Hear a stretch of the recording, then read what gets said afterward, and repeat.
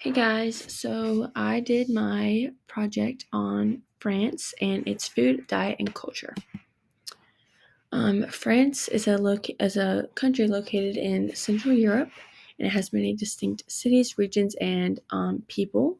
And they take a lot of pride in their food, and it is one of the biggest aspects to their culture. Here's some French history. It has seen the rise and downfall of many empires. It has witnessed the Roman Empire, the French Revolution, the Middle Ages, and just many historic events that have shaped its culture, traditions, and identity. Here is a picture of the French Revolution, and here is a medieval cathedral located in Paris. The French food is very, very significant, not only just in the French culture, but also worldwide. The French cuisine is celebrated for its sophistication, attention to detail, and emphasis on quality ingredients, which is a huge compliment to the French because they take such pride in their culinary heritage, with each region having its own specialties, traditions, and dishes too. So here's my purpose. I'm sharing this presentation with y'all because I studied French for 3 years in high school, and I just absolutely fell in love with the culture. I was able to try a bunch of different foods, and not only is the language itself really, really interesting, but the cuisine was my favorite part by far. And I'm excited to share it with y'all. So here's an introduction to French cuisine. It has a remarkable reputation worldwide. It is known for its elegance, sophistication, and emphasis on quality ingredients. I'm going to be kind of repeating that a couple of times just because they take such pride in their ingredients, whereas we as Americans don't really have that luxury. And they eat very clean foods, and the majority of our foods are made in a factory. And I wish it were different. We should be more like the French. But here's a picture of Ratatouille, and here's Remy from the movie, just to get us started. So here's some key ingredients. They cook with butter. It's a staple in the French cuisine. Different kinds of cheeses like brie, camemberts, and roqueforts. They cook with wine, not only while they are cooking wine. While they are cooking, they drink wine, but they also cook with wine to help bring out flavors in a bunch of different things like sauces, especially.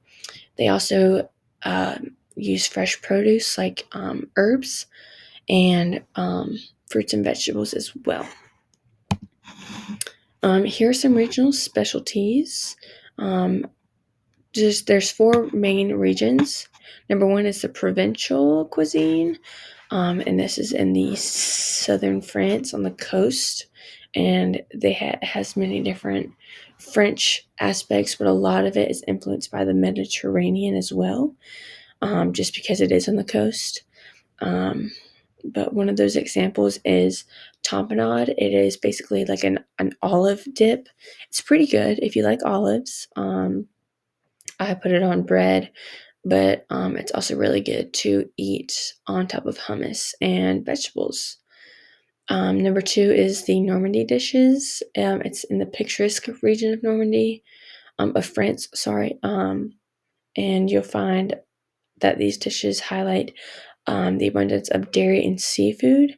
And one of the examples I provided is the mules marinaires. It's basically just mussels that are cooked in white wine.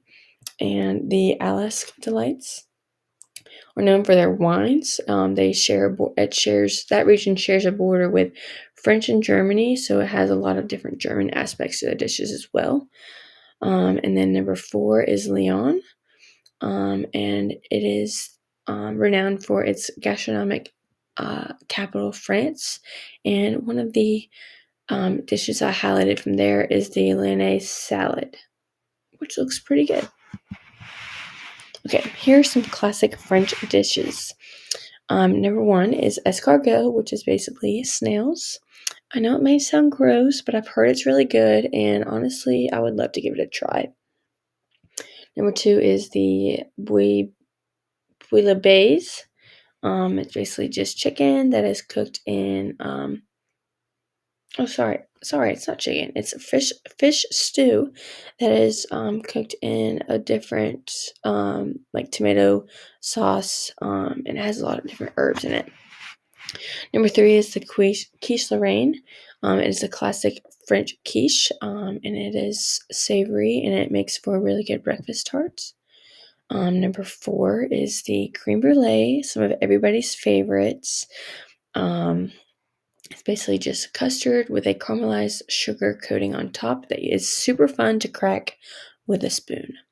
And then number five is the croissant, the iconic croissant. It's basically just puff pastry rolled into the little shapes, and then brushed with butter. And they are really good to pair with a cup of hot coffee or a cup of hot chocolate.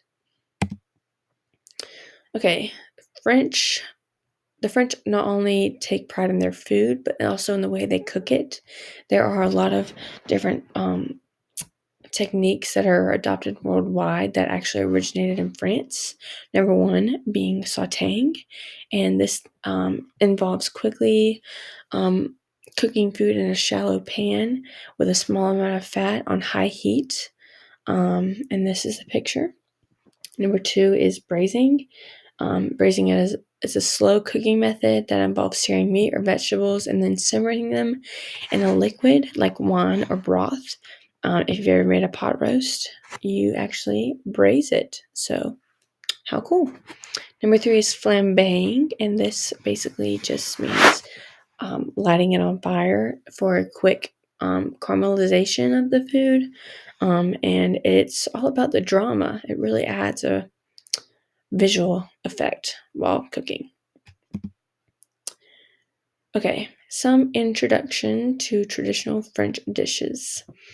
French cuisine has had a significant influence on global culinary traditions and continues to be celebrated worldwide. How cool. One of the key aspects of the French cuisine is its regional diversity, like we just discussed. The importance of French cuisine extends beyond just the food itself. It has become a symbol of sophistication, elegance, and culinary excellence. French culinary techniques, such as the art of sauce making, have been studied and adopted by chefs around the world. French cuisine also plays a significant role in French culture and social gatherings. The French people love to be able to cook and have their friends over and just spend quality time over the food that they had made. So here are some dishes that are native to Paris. Number one being French onion soup. It's pretty good. It's just a comforting, homey soup. It's basically the French's version of chicken noodle soup, like here in the U.S. And then number two is steak frites. It's basically just a steak served over a bed of fries. Pretty American, but it's actually French. And then number three is a baguette. I'm sure everyone knows what a baguette is. It's a long, slender loaf of bread that has a crispy golden crust and a soft, chewy interior. The second city we're going to explore is Marseille. Marseille is located on the Mediterranean coast, so the majority of their dishes are including some sort of seafood. Number one is basically just a dip made with anchovies, garlic, and olive oil. The second one I included was clams, the tellines. They're just little clams that are cooked in olive oil, garlic, and parsley. And they look pretty good. And then number three, although it is not seafood, it is called panaise. It's basically just chickpea fries, and it's served with some sort of sauce. And the lyonnaise food, And the first one I included was the coq au vin, and it is basically just chicken slowly cooked in red wine along with mushrooms, onions, and herbs. The second one I included is the quenelles. It's dumplings of fish and other meats combined with breadcrumbs, eggs, and cream. And then the third one is the lyonnaise sausage. And Lyon is very well known for their sausage. The next one I included is Strasbourg. It is on the border of France and Germany. So it has a lot of German aspects to it. But the number one is the flamme quiche, also known as the tarte flambée, basically like a pizza. Number two is the Pegov. It's a slowly cooked casserole dish made with layers of marinated meat, along with onions, carrots, and herbs. Number three is the tarte aux châtaignes. It's a traditional plum tart that is commonly enjoyed in Strasbourg. Looks pretty good. And then Nice. It is situated on the French Riviera, and it has a lot of Italian aspects. Number one is the salad gnocchis right here. Looks really good. Number two is Soca. It's a popular street food in Nice. It's a thin, savory pancake made from chickpea flour, olive oil, and water. It has a crispy interior and a soft, custard-like interior. It looks really good. Number three is the pan bagnet. It's a popular sandwich, and it consists of round bread filled with ingredients like tuna, hard-boiled eggs, tomatoes, olive, and anchovies. Looks pretty good. So the French cuisine has a lot of historical influence. It's been shaped by various historical events and influences, including the French Revolution and the reign of Louis the 14th, right here.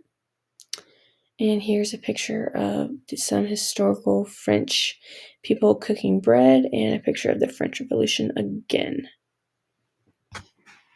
And then artistry and elegance. In France, food is not just about the sustenance, but it's a way of life and expression of their culture and creativity.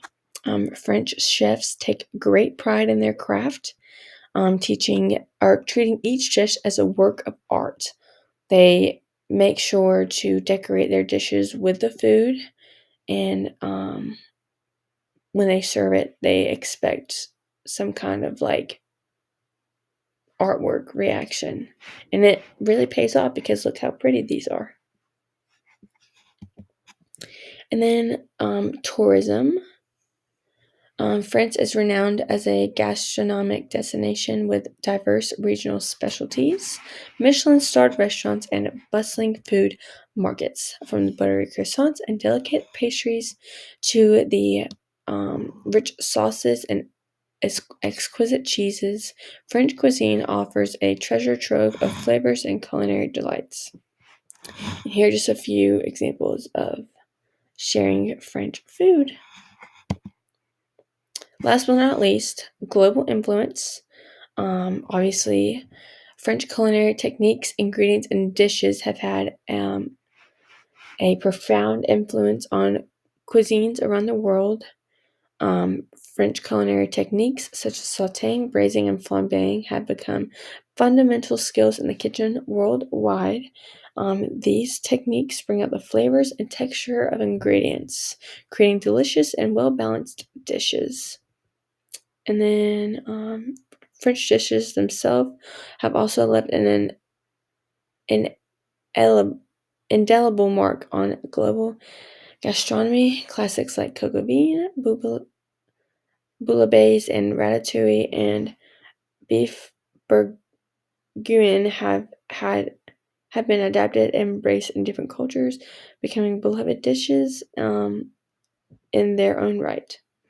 Beyond hot cuisine, French influence can be seen in everyday cooking as well, from the techniques of making a roux or sausage to the art of baking bread and pastries.